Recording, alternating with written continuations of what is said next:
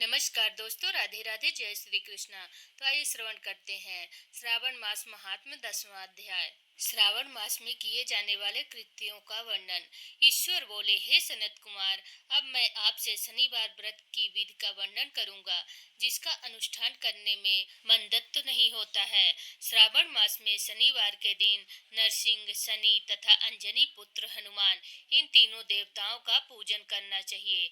दीवार पर अथवा स्तंभ पर नरसिंह की सुंदर प्रतिमा बनाकर हल्दी युक्त चंदन से और नीले, लाल तथा पीले पुष्प से लक्ष्मी सहित जगतपति नरसिंह का भली भांति पूजन करके उन्हें खिचड़ी का नैवेद्य तथा कुंजर नामक शाक का भोग अर्पण करना चाहिए।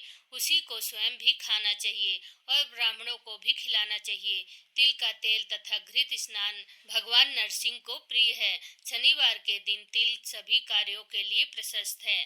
शनिवार के दिन तिल के तेल से ब्राह्मणों तथा सुवासिनी स्त्रियों को उपटन लगाना चाहिए तथा कुटुंब सहित स्वयं भी संपूर्ण शरीर में तेल लगाकर स्नान करना चाहिए तथा उड़द का भोजन ग्रहण करना चाहिए। इससे भगवान नरसिंह प्रसन्न होते हैं। इस प्रकार श्रावण मास में चारों शनिवारों में इस व्रत को करना चाहिए। जो ऐसा करता है उसके घर में स्थिर लक्ष्मी का वास होता है और धन धान्य की समृद्धि होती है। पुत्रहीन व्यक्ति पुत्र वाला हो जाता है और इस लोक में सुख भोग कर अंत में वैकुंठ प्राप्त करता है। नरसिंह की कृपा से मनुष्य की चारों दिशाओं में व्याप्त रहने वाली उत्तम कीर्ति होती है। हे सौम्य, मैंने आपसे नरसिंह का यह उत्तम व्रत कहा है। हे सनत कुमार, अब शनि की प्रसन्नता के लिए जो करना चाहिए उसे सुनिए। एक लंगड़े ब्राह्मण और उसके अभाव में किसी ब्राह्मण के शरीर में तिल का तेल लगाकर उसे उष्ण जल में स्नान कराना चाहिए और श्रद्धा पूर्वक नरसिंह के लिए बताए गए अन्न अर्थात खिचड़ी उसे खिलानी चाहिए। उसके बाद तेल, लोहा, काला तिल, काला उड़द, काला कम्बल प्रदान करना चाहिए। इसके बाद व्रती यह कहे कि मैंने यह सब शनि की प्रसन्नता के लिए किया है। शनि देव मुझ पर प्रसन्न हो। इसके बाद तिल के तेल से शनि का अभिषेक कराना चाहिए।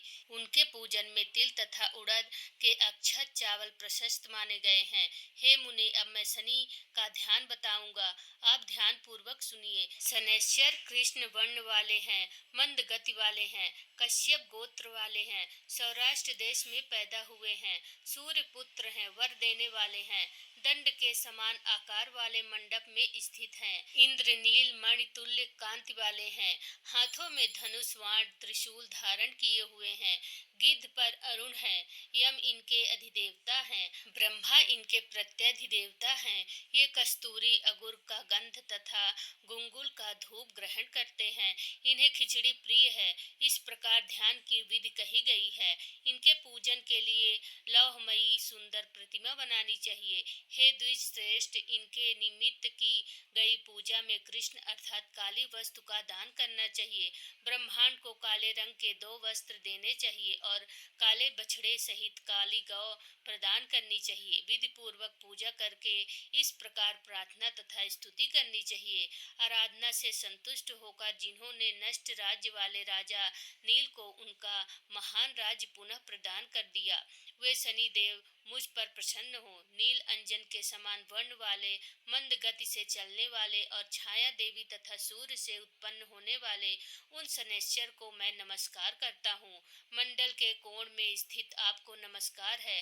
पिंगल नाम वाले आप शनि को नमस्कार है। हे देवेश, मुझ दीन तथा शरणागत पर कृपा कीजिए। इस प्रकार स्तुति के द्वारा प्रार्थना करके बार बार प्रणाम करना चाहिए। 3 वर्णों ब्राह्मण, क्षत्रिय, वैश्य के लिए शनि के पूजन में सन्नो देवी इस वैदिक मंत्र का प्रयोग बताया गया है और सूत्रों के लिए पूजन में नाम मंत्र का प्रयोग बताया गया है। जो व्यक्ति दत्त चित्त होकर इस विधि से शनि देव का पूजन करेगा, उसे स्वप्न में भी शनि का भय नहीं होगा। हे विप्र, जो मनुष्य श्रावण मास में प्रत्येक शनिवार के दिन भक्ति पूर्वक इस विधि से इस व्रत को करेगा, उन्हें शनिश्चर के द्वारा लेश मात्र भी कष्ट नहीं होगा। जन्म से राशि से पहले, दूसरे, चौथे, पांचवें, सातवें, आठवें, नौवें तथा 12वें स्थान में स्थित शनि सदा कष्ट पहुंचाते हैं। शनि की शांति के लिए सामाग्नि इस मंत्र का जाप कराना बताया गया है। इनकी प्रसन्नता के लिए इंद्र नीलमणि का दान करना चाहिए। हे सनत कुमार, इनके बाद मैं अब हनुमान जी की प्रसन्नता के लिए विधि का वर्णन करूंगा। हनुमान जी की प्रसन्नता के लिए श्रावण मास में शनिवार को रुद्र मंत्र के द्वारा तेल से उनका अभिषेक करना चाहिए। तेल में मिश्रित सिंदूर का लेप उन्हें अर्पित करना चाहिए।